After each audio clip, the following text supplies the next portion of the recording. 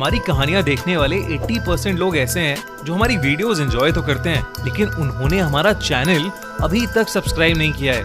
अगर आप उन 80% लोगों में से हैं, तो बस आपको एक छोटा सा काम करना है। इस वीडियो के नीचे आपको एक सब्सक्राइब बटन दिख रहा होगा, बस उस सब्सक्राइब बटन को दबाना है।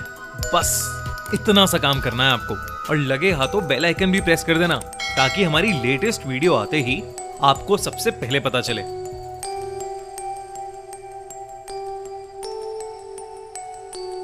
यह एक सत्य घटना है जो कि सन 2010 के आसपास की है। एक परिवार में पिता की बेटी विवाह के योग्य हुई। परिवार वालों को उस बेटी के विवाह के लिए बहुत प्रस्ताव मिल रहे थे, जिन्हें परिवार वाले कुछ वजहों से कुछ प्रस्ताव को नामंजूर कर देते थे और कभी-कभी कई लोग उन्हें स्वीकार नहीं करते थे। इस प्रकार धीरे-धीरे समय व्यतीत होता जा रहा था। एक दिन उदास होते हुए पिताजी ने अपनी बेटी से कहा, बेटी, कहीं तो हाँ कर लो। इतने सारे प्रस्तावों में तुम्हें कोई भी पसंद नहीं आ रहा है। अब बेटी तो भगवान भोलेनाथ की भक्त थी, उन्हें ही मानती, पूजती थी और उन पर बहुत विश्वास करती थी। सब कुछ भगवान पर ही छोड़ रखा था। तो बेटी ने कहा, पिताजी क्यों चिंता करते हो? भगवान भोलेनाथ बैठे हैं ना, वो जहाँ चाहेंगे वहाँ करा देंगे। बेटी का तो भगवान भोलेनाथ में अटूट विश्वास था, सब कुछ वो ही संभालेंगे। बेटी की ऐसी बातें सुनकर पिताजी कहने लगे, पर भगवान जी कब भला करेंगे तुम्हारा? कितना समय निकलता जा रहा है, तुम्हारी सारी उम्र अब बड़ी और ज्यादा होती जा रही है। अब तो अपने परमात्मा से कहो कि वह तुम्हारा विवाह जल्दी करा दे। तब वह हंसकर कहने लगी, अरे सब उनके हाथ में है, जिस दिन कराना चाहेंगे उस दिन करा देंगे। पिताजी, आप चिंता नहीं किया करो। रात्रि में अपनी बेटी की यह बात सुनकर वह सोने चला गया। दूसरे दिन जब वे अपनी दुकान पर गए, तब एक बिचौलिया जो विवाह के संबंध कराता था, वह उनके पास आकर कहने लगा, अरे श्रीमान जी, उदास क्यों होते हो? मैं तुम्हारी बेटी के लिए एक अच्छा प्रस्ताव लेकर आया हूँ। तुम्हारे पड़ोस में ही एक अच्छा संपन्न परिवार रहता है, बढ़िया परिवार है, अच्छे लोग हैं। उनका लड़का भी बड़ा सुंदर और सुशील है, उसके साथ तुम अपनी बेटी का विवाह करा सकते हो। उसकी बातें सुनकर लड़की के पिताजी प्रसन्न हो गए। श्रीमान जी ने उस लड़के की जन्म कुंडली अपने हाथ में ली और रात्रि के समय घर आ गए। घर आ अपनी धर्म पत्नी से कहा, आज मुझे अपनी बेटी के लिए अच्छा प्रस्ताव आया है और मुझे तो वह स्वीकार है, एक बार तुम भी देख लो। धर्म पत्नी ने लड़के वालों का नाम सुना तो उसने बिना कुछ सोचे ही हाँ कर दी। प्रातः काल हुआ, पिताजी ने अपनी बेटी से कहा, तुम्हारे लिए एक बड़ा योग्य रिश्ता आया है। हमारा तो विचार है शादी का और हमने तो हाँ भी कर दी है, अब तुम्हें भी हाँ करनी है। बेटी कहने लगी कि सब भोलेनाथ के ऊपर है, जैसा उन्हें मेरे लिए अच्छा लगेगा वह वैसा ही करेंगे। अब पिताजी सोचने लगे कि बेटी ने तो हाँ कर दी है।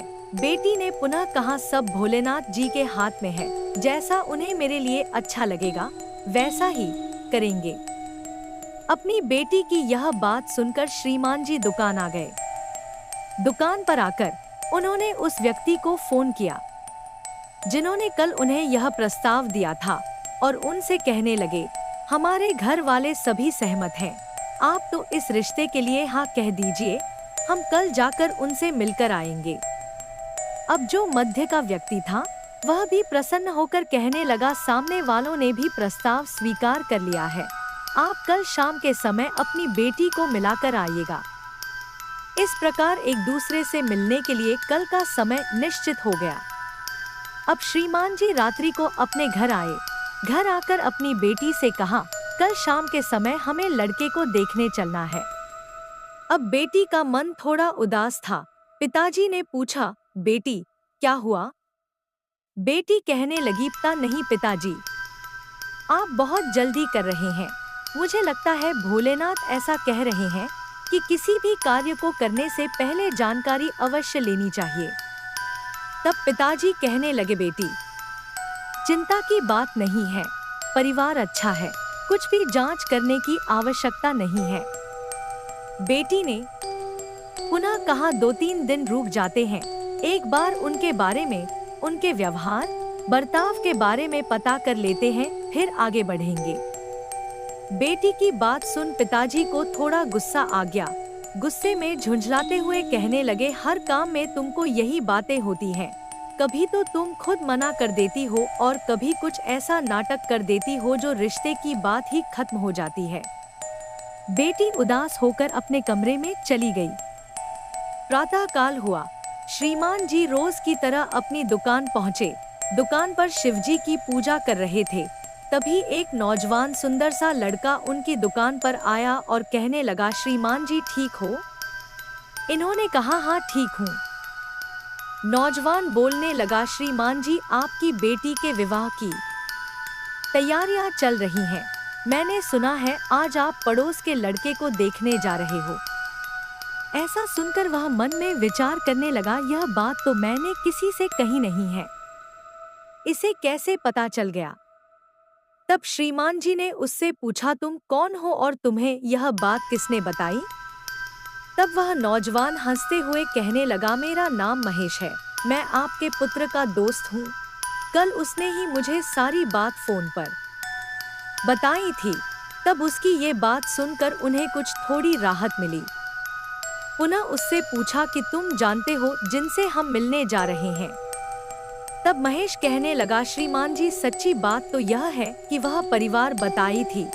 तब उसकी ये बात सुनकर उन्हें कुछ थोड़ी राहत मिली।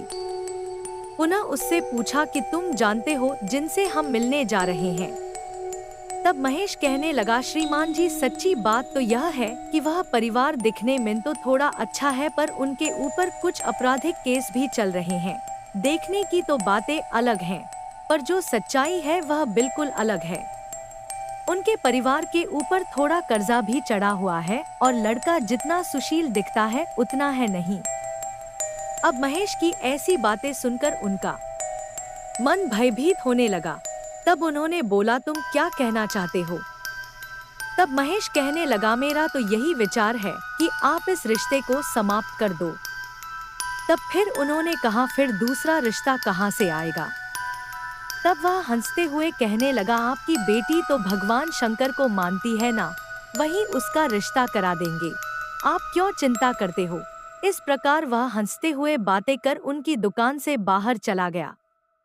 थोड़ी देर बाद जब उनका पुत्र दुकान पर आया, पुत्र ने अपने पिताजी को दुखी देखकर पूछा, पिताजी क्या हुआ? तब पिताजी ने उसे सारी बात बताकर कहा, तुम्हारा दोस्त आया था, वह मुझसे कहकर गया, जिस लड़के को तुम देखने जा रहे हो वह अच्छा नहीं है। तब बेटा पूछने लगा, मेरा कौन सा दोस्त आया था और मैंने तो किसी दोस्त से कोई बात नहीं की है।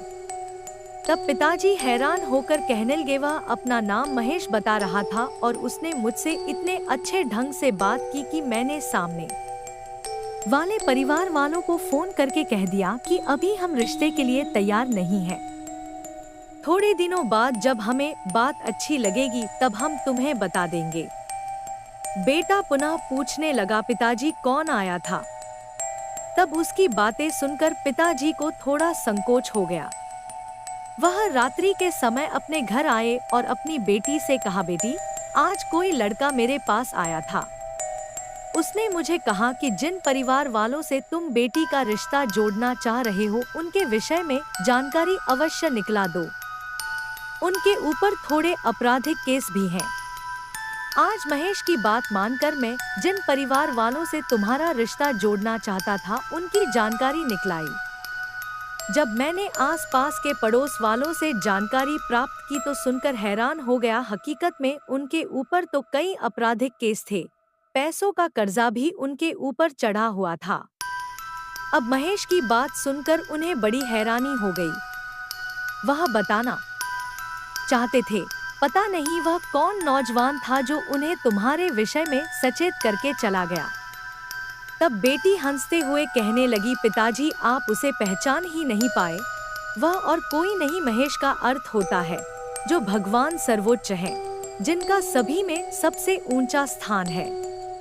महेश का अर्थ होता है भगवान शंकर, शिव जी। वह भगवान शंकर ही नौजवान का रूप बना मेरा भला करके गए। अपनी बेटी की यह बात सुनकर पिताजी को बड़ी हैरानी हो गई। आज भी जब उनको वह बात याद आती है तो उनकी आंखें आंसुओं से भर आती हैं। तो किस प्रकार भगवान अपने भक्तों की लाज रखते हैं, किस प्रकार उस बेटी का परमात्मा ने स्वयं आकर कल्याण किया, इस सच्ची घटना के माध्यम से आप सभी ने जाना।